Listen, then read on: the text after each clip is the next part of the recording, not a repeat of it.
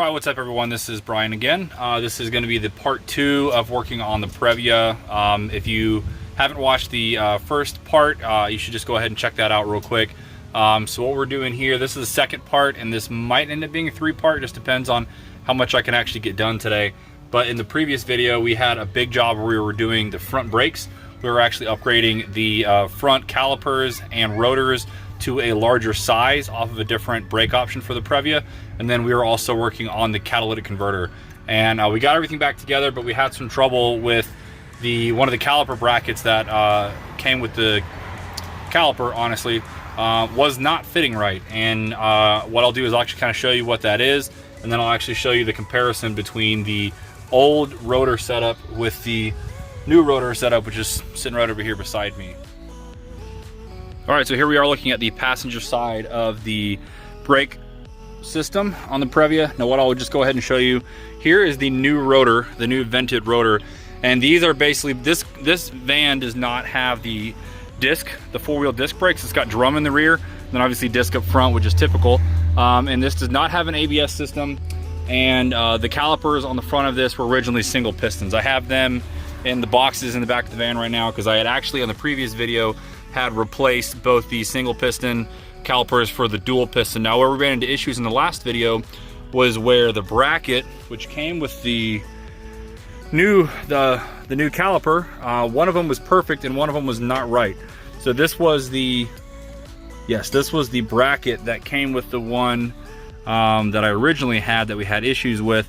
And what was going on was I was having really huge issues with the brake pads actually fitting into the bracket. And if you can kind of tell here, it's going to be probably hard to do with this being handheld and everything. Yeah, you'll probably have to take my word for it. But basically the gap between here and here was way too small. So this pad, this brand new pad, would not fit into it. So if you actually compare, this was the original bracket, which I was able to reuse with the old rotor and surprisingly the new pads, because the pads stay the same somehow. But I was able to basically use the new caliper, the old bracket, and the new pads, and the old rotor, of course, because the new bracket wouldn't fit. And obviously this bracket here does not have the extra spacing needed for the larger rotor. But if you can just kind of see right here, just kind of lining these two up, you can just kind of see right now these two up here are lined up. And if you look down here, this is at least about a 1/2 inch narrower. So I don't know what the deal was with that. Honestly, the inside pad fit fine, but it's kind of frustrating because it meant I had to order a whole entire caliper assembly just to get the right bracket. And then obviously when everything's said and done, I'll have to settle up with everybody when it comes to cores and getting the right stuff. So that is not the one we're going to use. This is the one we're going to use, and this one does in fact have the right spacing. You can even just kind of tell here, right here, it's a much larger gap between here and here. And I've already test fitted, that's why I've got this already pulled apart. So I've already test fitted. The new pads are going to fit this just fine, so I'll just need to switch over the hardware off of the old one, get the new one on. But what I'll do first is I'll just go ahead and show you what's going on with the rotor. So I was really shocked that this not only used a bigger caliper as far as having a dual piston caliper, but I couldn't help but notice when I was ordering things that there was definitely a rotor different size. So again, here's the new one, here's the old one. So I'm going to line this up with the top of the rotor. So right now it's lined up at the very top, and if you can see, it is almost, I mean, at least obviously when it's stacked like this, we've got almost a full inch. If I were to actually center this on here a little bit more, you can see we've maybe got, you know, maybe just shy of 1/2 inch all the way around. So we do have a much nicer rotor going on this thing. And it's not obviously going to make this, you know, turn this van into some sort of speed machine or anything like that. But obviously, you know, I'm never against having bigger brakes, especially when it's got a larger disc and a more clamping power caliper, so that, you know, in a hard braking situation we should be good. And obviously going down mountains, having the bigger rotor and everything and the dual piston, it should dissipate heat pretty good. So we'll get all of this put back together, and then our next project is going to be to finish and fix the lovely catalytic converter that we put on underneath of here. We've got a little bit of work to do to seal up all of the leaks there. So let me get this back together and I'll be right back with you. All right, so we are now underneath of the van. You can see I finally got the converter off, and you can already kind of see where the exhaust has been leaking from. Looks like the worst of it was right here on this one side. And the reason why we're having an issue is this is an aftermarket catalytic converter, and I'll be honest, it's not of the greatest brand. There's not a ton of options for these things out there.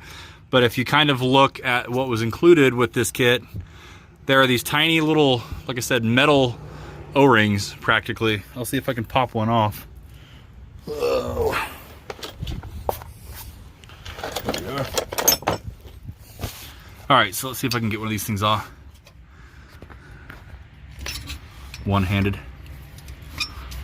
Probably gonna bend it, and that's all right. I'm not gonna reuse them. Oh man, these suckers are on there now. There we go. So this is what was included with it.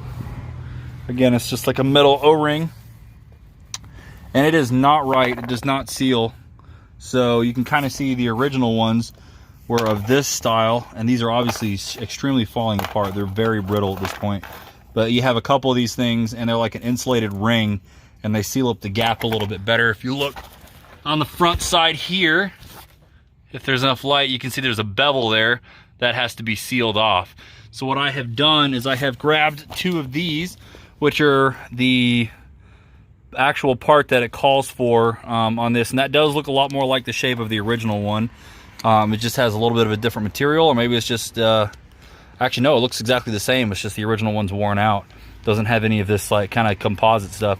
So I grabbed that, and just in case it works, I grabbed this as well. So I might actually try both. I'm gonna try what's original first, and then I'm also gonna kind of take a look at this option, because I was kind of measuring it up with the old Cat when I was at the store, and this looks like it may work also. So I'll just kind of see what I need to do to make sure this is sealed up right. So let's go ahead and try to get this back together, and we'll see if it is good. All right, so after an absolute pain in the ass, I did get the two little donut gaskets in up here, and we do finally actually have a good seal around the front. But as you can hear, now I've got to replace the gasket back here because I think we foobarred it. But at least the front is sealed up. This was buzzing like crazy before. Alrighty, so we are underneath the back of the catalytic converter now, and you can definitely see from this brand new gasket, which came with this catalytic converter, it is a horribly, horribly cheap gasket. You can see just how worn out it already looks, and you can even see where it's been starting to come apart and melt to the brand new piping. So all this is getting replaced with the new one that you can see over there. And I just cleaned up all of the surface edges on this pipe here, the back of the new converter. And what I'm doing now is working on getting all of the old gasket off this old pipe. And I'm not sure if some of this is the original gasket is what I'd be willing to bet, but we are getting a really bad leaking problem from up top here. And if you can kind of tell, there's a huge chunk of old gasket that's just like mated itself to this. So I've just got to finish scraping the rest of this off, make the surface as clean as possible to match this, and then we'll put this new gasket on, bolt everything back together, and we should be in good shape. All right, sit rep. So we've got the Cat back on, and unfortunately, this back flange that's part of the original pipe back here is just so foobarred. It's just a little bit bent, and I scraped off as much of the stuff as I could, but this, at the very top of the flange there, between the new Cat and the old pipe, there's just a gap that I can't seem to get to close up. It's just not lining up exactly the way it should. So that just means I'm gonna have to actually, to get this thing finished, I'm gonna need to take it to an exhaust shop where they can basically cut off that old flange and get a new one on and make sure everything is sealed up correctly on that. So that is to be continued. Obviously it runs, but there's just a massive, you know, noisy exhaust leak that comes out of that. Same as it was before, so that's just kind of an unfortunate moment. So that'll have to continue on later. But the next big phase, you know, obviously we've got the front brakes put back on with this side with the right caliper bracket and all of that stuff. So that is in good shape and ready to go. Wheel just needs to go on and bed the pads. The next big project though, as you can see, I've already started on. You can see there is the engine cover that's underneath the passenger seat. There's 4 bolts to take the seat off the frame, and then there was a little frame extender, kind of like a riser that goes right here, that had 2 bolts on it that came out as well. And then there was probably, I don't know, 8 to 10 just 12mm head bolts that took this off, is we are going to at least start on. I don't think I'll be able to finish it today, but we'll see. It doesn't look like it's an extremely difficult job, but we are going to replace the valve cover gasket on this thing. I was told when I bought the van that it had been replaced beforehand, but I don't know, it's just still leaking, and it could possibly be the distributor, which is right back there, leaking as well. So what I have got here is I have got the new valve cover, which I don't know what all that comes with. I don't know if there's grommets or whatever.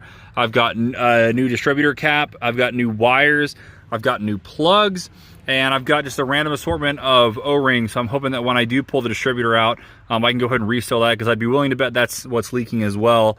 These Previas are really known for leaking down here. I don't know if we can just kind of see, but there's just a little bit that's still dripping down on this tray here, and eventually it drips down and right here onto the exhaust, which is why I'm not 100% certain if it's the distributor or if it's the valve cover gasket. But we're going to try to replace both, and then obviously while we're in here, we'll go ahead and give this thing a fresh tune-up, especially considering a couple days ago we put a new air filter and fuel filter in. So I will be curious to see the condition of the plugs, just to kind of make sure everything is kind of in tip-top shape as best as possible. So what I'm going to do is I'm going to start ripping into this.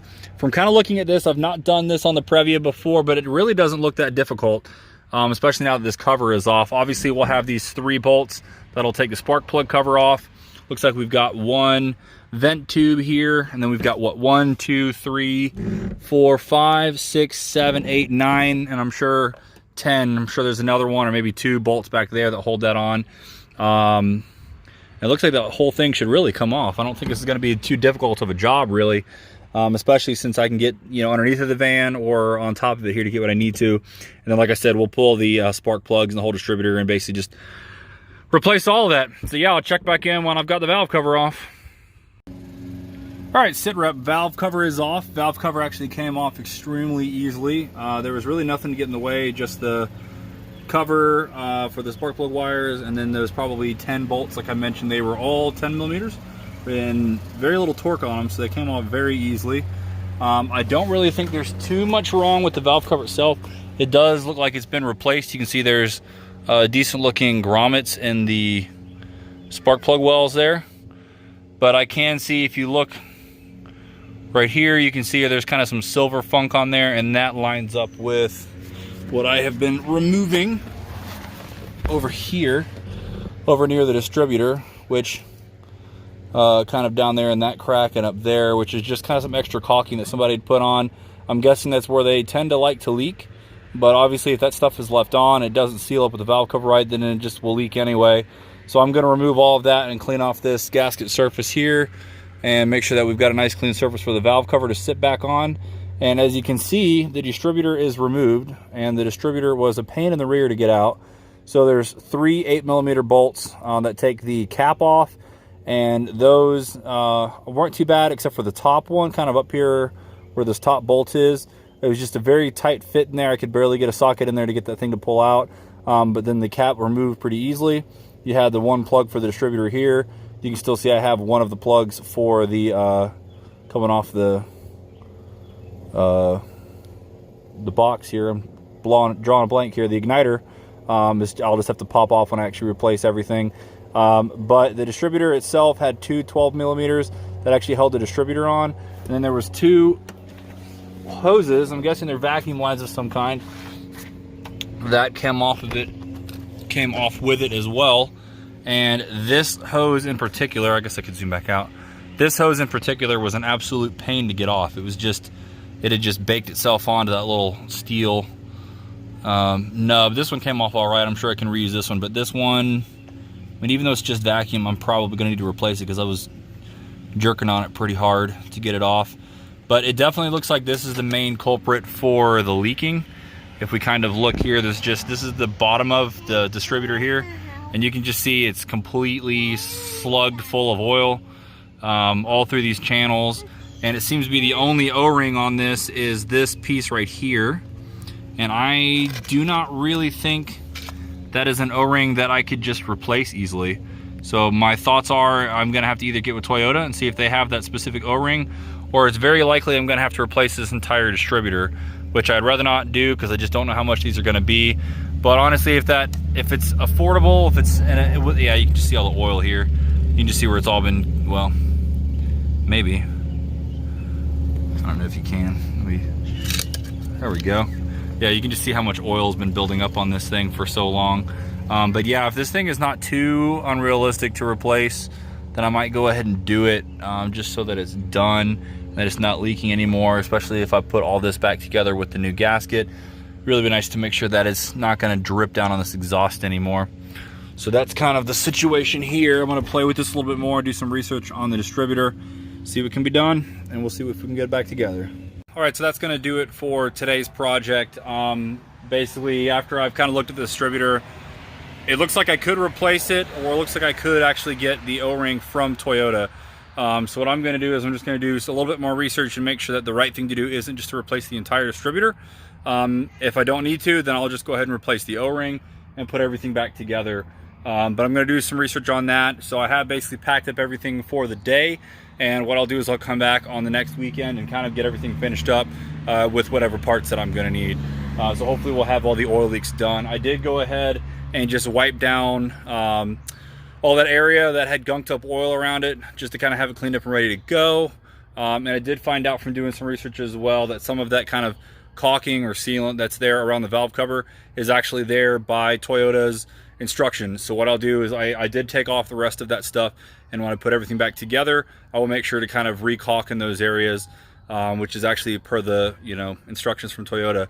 I guess those are just, again, Toyota knew these vans were going to leak oil. Like, that's why they made it so easy to get to the valve covers, and why they have more bolts along the bottom of the valve cover than they do around the top, because they just knew it was going to leak. But I did go put the new spark plugs in. The old ones actually looked pretty good. I know I don't have them on camera or anything, but they were Denzos. I don't know if they were old or new, but they looked in decent shape. And there was no crazy colors or wetness on the plugs, so that was good. So all we really got to do is just figure out how I want to seal up that distributor and probably replace both of those little rubber hoses that were on there. And I did actually, I forgot to mention on the valve cover, this little breather hose, which comes off the PCV, which I swear I have broken these on every single car that I've done a valve cover on. But this thing just was super hard, in the process of removing it, broke. So I got to figure out where I can buy one of these. I'm sure I can find one pretty easily. I'll probably get it from Toyota as well. So yeah, that's the update for today. We'll do one more video with the kind of finishing up the prep work. I am in the works of getting some springs and struts ordered as well. And then when all of this maintenance stuff is done, when the oil leaks are done, when the converter is finally sealed up, I wasn't able to get it to finally seal, so I am gonna have to take it to an exhaust shop to get them to finally just flush up that gasket, and honestly probably just replace the flange, because I just can't get it to seal up right. So we'll get that finished, get the oil leaks done, and then probably within a couple weeks, probably 2 weekends from now, I'll have the suspension stuff to do. So I'll actually lower the van about an inch and a half or so, and then put new KYB struts on there. And then that'll pretty much wrap up the work that I had planned for this thing for the year, and honestly for a while. And once I get all that done, I've got a big announcement for what we're gonna do with the van, and the reason why we're doing all of this work to begin with. So if you haven't subscribed already, please do. If you care about Previas or just old Toyotas, or you want to kind of see what happens after all this work is done, there will definitely be more. So yeah, thanks again everybody that's watching these videos. If you have any questions, put it down in the comments, and I'll see you on the next one.